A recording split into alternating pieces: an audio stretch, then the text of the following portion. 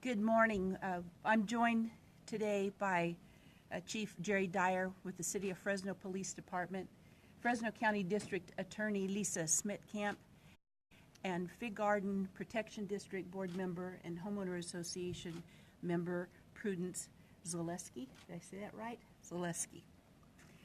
So we're all here today to update you on the status of the investigation into the June 24th shooting in the Old Fig Garden neighborhood that resulted in the death of 17-year-old Nicholas Kauls. I'm proud to announce that sheriff's detectives have arrested 22-year-old Joseph Antonio Espinoza of Fresno for shooting and killing Nicholas Kauls. Espinoza was in court this morning for a hearing on other charges when new charges of murder, and attempted robbery were placed on his record. He is currently in custody in the Fresno County Jail with a bail amount of $4.3 million. To recap, it was around 11:45 p.m. on Sunday, June 24th, dispatchers at the Fresno County Sheriff's Office received a call stating that shots had been fired outside a home in the 4700 block of North Sunset Drive near Ness and Rialto in Fresno's Old Fig Garden neighborhood. Deputies arrived and found 17-year-old Nicholas Kauls suffering a gunshot wound. Medics arrived, transported him to Community Regional Medical Center, where he was listed in critical condition. The homicide detectives began working the case. They learned that the shooter arrived in a light-colored, mid-size SUV. A man got out of the SUV, approached Nicholas and his friend as they were in the driveway and demanded that they hand over all of their belongings. The boys refused and ran away. The robbery suspect then fired shots at them, striking Nicholas. While at the scene, sheriff's detectives became aware that Fresno police detectives were investigating other attempted robberies and shootings which occurred around the same time frame in the city of Fresno. One in the area of Ashland and West, and the other near First and Gettysburg. Detectives began working together to see if all three calls may have been related. And at this point, I'd like to introduce Chief Dyer to discuss his cases. Thank you, Sheriff. You know, behind these crimes, there's been a lot of questions asked as to why, what motivated these crimes from occurring, and hopefully we can shed some light on that today. What we do know that was on June 24th, which was prior to these incidents occurring, at 2:41 in the morning, our department received a call of a disturbance that occurred at the Motel 6 at 6730 North Blackstone. Our officers arrived, contacted 4 individuals out in front of the motel. 2 of those individuals were males, individual by the name of Jose Figueroa, 18 years of age, and also Joseph Espinoza, 22 years of age, and there were also 2 females that were involved in this disturbance. Our detectives arrived on scene, were able to determine that those individuals were staying inside of room 227. They received consent to search that room, and inside of the room they located a SKS assault rifle as well as an assault pistol. 18-year-old Jose Figueroa admitted that those firearms were his. He was then arrested and booked into Fresno County Jail for those charges.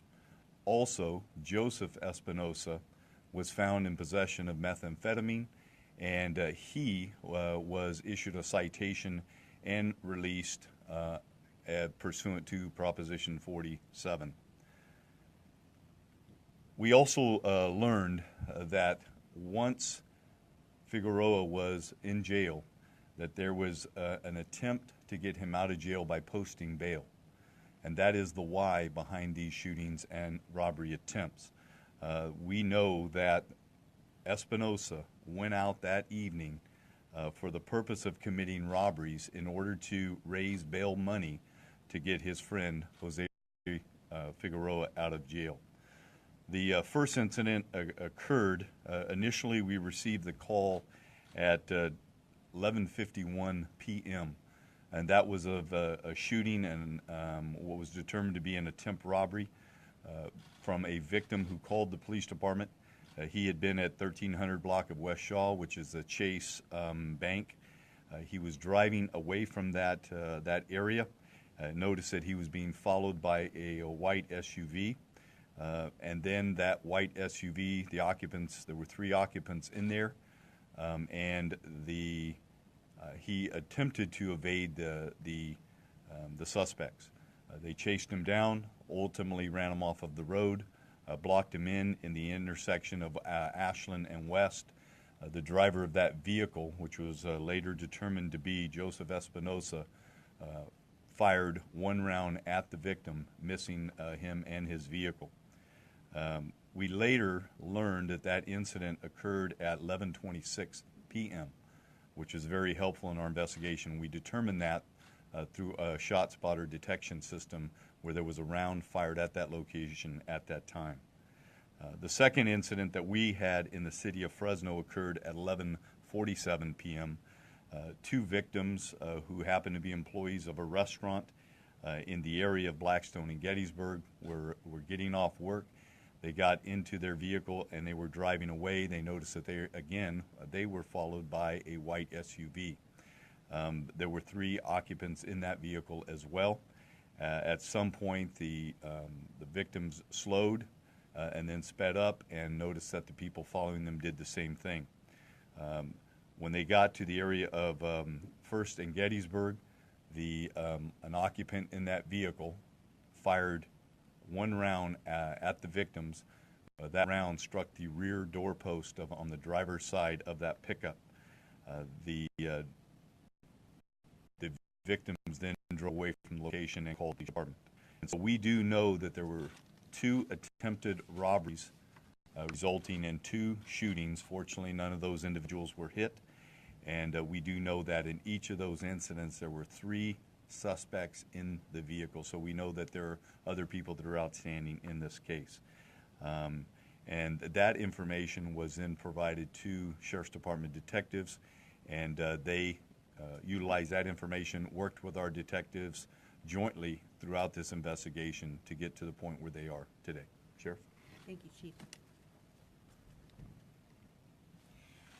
Now, sheriff's detectives and police detectives contacted businesses and homeowners with surveillance cameras. Members of the public also contacted us to offer video recordings that they had. Detectives reviewed videos of different streets and were able to identify a newer model Toyota Highlander as the vehicle possibly connected to the robbery attempts and shootings. On June 26th, detectives with the Fresno Heat Team, that's Help Eliminate Auto Theft Task Force, whose membership is the Sheriff's Office, Clovis Police Department, as well as the California Highway Patrol, found a 2018 Toyota Highlander that had recently been reported stolen. As they approached the driver of the vehicle at a fast food restaurant near Shaw and Cedar, the driver used the SUV to ram a detective's vehicle as well as a citizen's vehicle. The suspect, later identified as Joseph Espinoza, ran from the vehicle and tried to hide in a dumpster at a nearby apartment complex. A Fresno police canine found and bit Espinoza, allowing the officers to take him into custody. Espinoza was booked into the Fresno County Jail on charges of vehicle theft and assault with a deadly weapon. On June 28th, sheriff's detectives and member of the SWAT team served a search warrant at the home in the 3500 block of East Santa Ana in Fresno. This is a home where Espinoza was known to stay. Detectives and member of our crime scene unit collected evidence from the house. Following several witness interviews and analysis of the evidence, homicide detectives determined Espinoza was responsible for the shooting death of Nicholas Kauls. I want to reiterate the importance of the collaboration in this investigation. Even though we know now the sequence of events and what happened and when, it was very convoluted because it wasn't all reported in sequence. Even the stolen vehicle was reported the following day. It wasn't reported the day that it was stolen. So putting all of these pieces together in the right sequence was very instrumental in making this case, as well as coming to the conclusion that we are today only so far.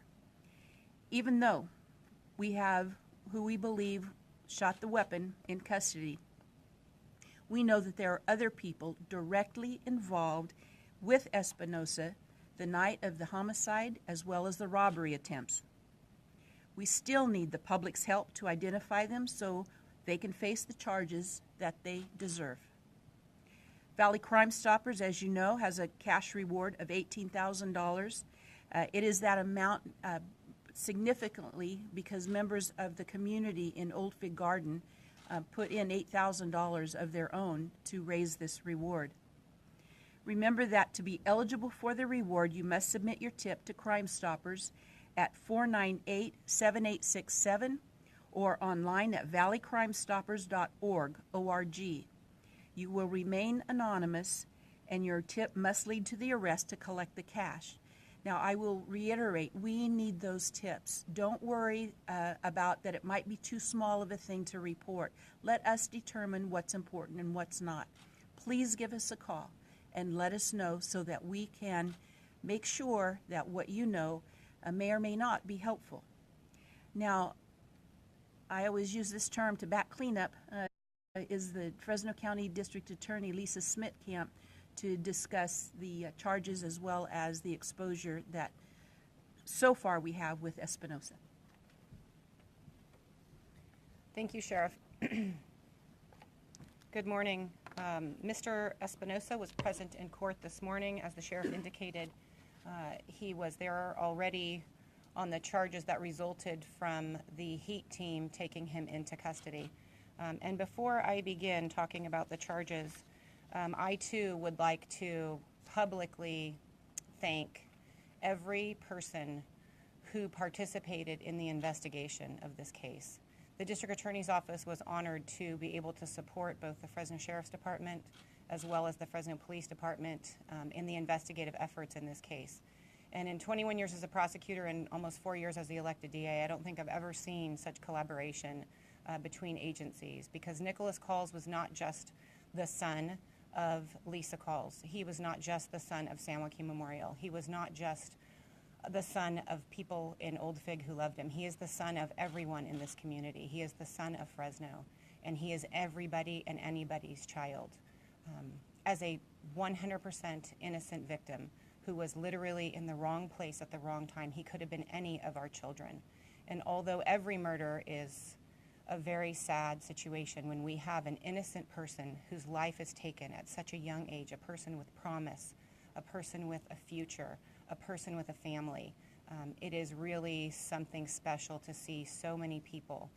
There's a lot of people behind these cameras that are not standing in front of them, that have given up their time, their energy, a time away from their families, and really put forth such a valiant effort to make this happen. I want to personally and professionally thank you all for your dedication to Nicholas Kauls and to justice.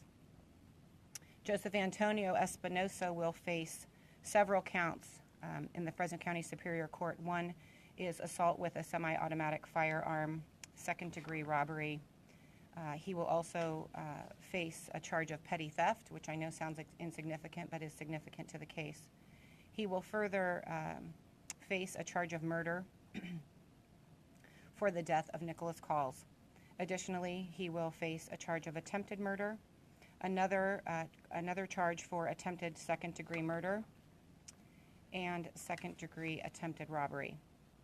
He will face a charge of assault with a semi-automatic firearm, actually two more of those counts, assault with a deadly weapon, the charge for stealing the vehicle, receiving stolen property, concealing a firearm, as well as assault on a peace officer and obstructing a peace officer.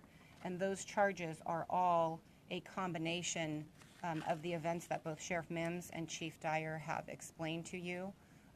There's a lot of people that have been asking the question of what his exposure is, and this is a case with the death of Nicholas Kauls in combination with the attempted robbery that qualifies for special circumstances under the California Penal Code, and his maximum exposure is what we in law enforcement commonly refer to as LWOP, life without the possibility of parole.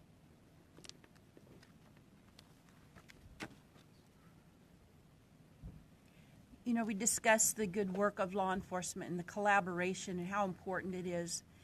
But one of the most important partners when it comes to solving crimes is our community.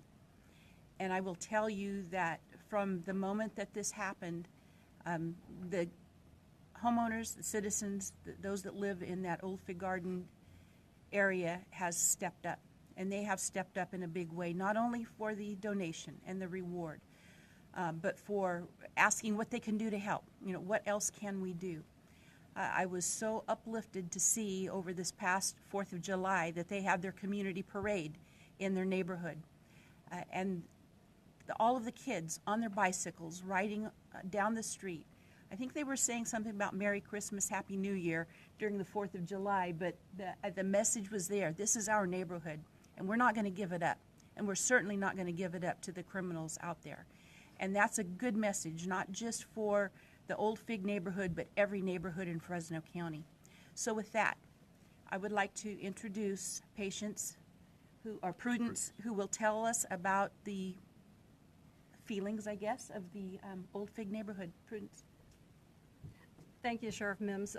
First of all, on behalf of the neighborhood, the Fig Garden neighborhood, I would like to express our sincere appreciation to Sheriff Mims, the detectives, and all of the deputies who helped in this, and to Chief Dyer and the Fresno Police Department, and everybody who has assisted in this. I also am glad that it is somewhat of a resolution to Nick and his family and friends and everybody who is interested in this case. I was so happy to hear this news this morning. I want to tell you that the Fig Garden neighbors are very proactive, and we are in the process of constructing a map of all surveillance cameras. We have an email chain, but we want to do everything that we can. We want to work hand in hand with law enforcement. Thank you.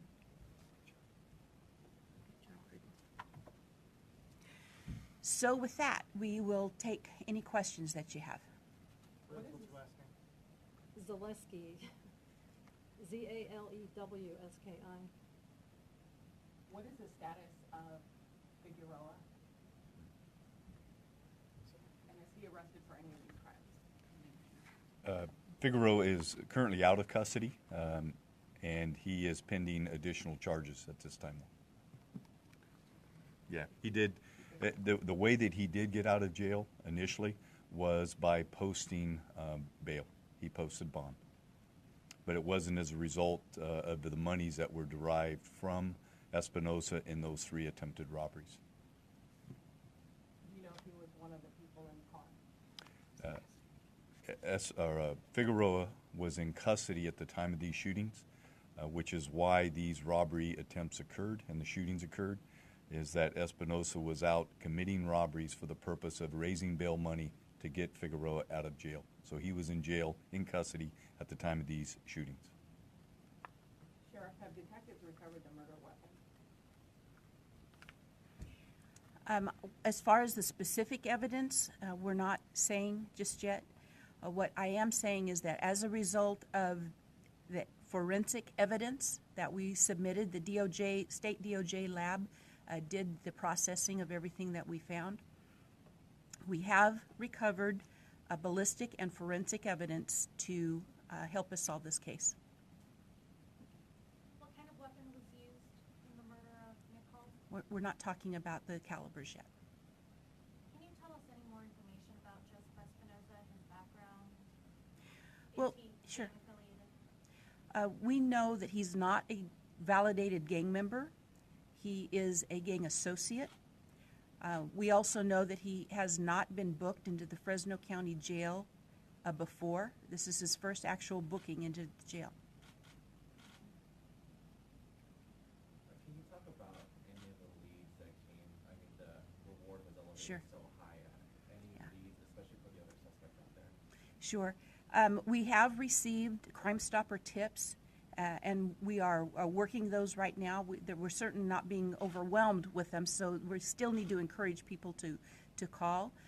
We have received some that are promising, but we're not going to give up. We still need the information on the co-participants in these crimes, because we know that Espinoza was not by himself. Chief, I know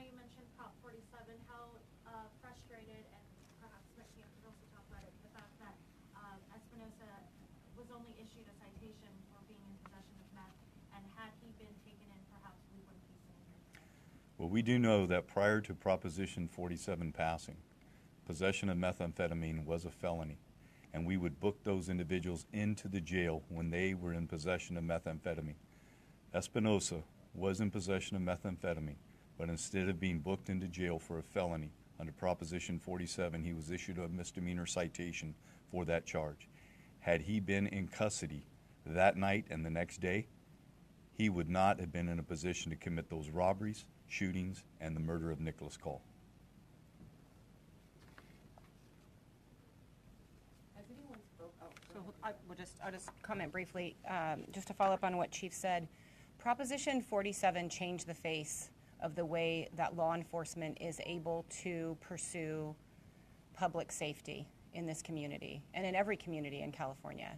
And as prosecutors, every single day when we have cases that come in, we file cases, we look at cases, we look at criminal histories, we see the ramifications of Prop 47.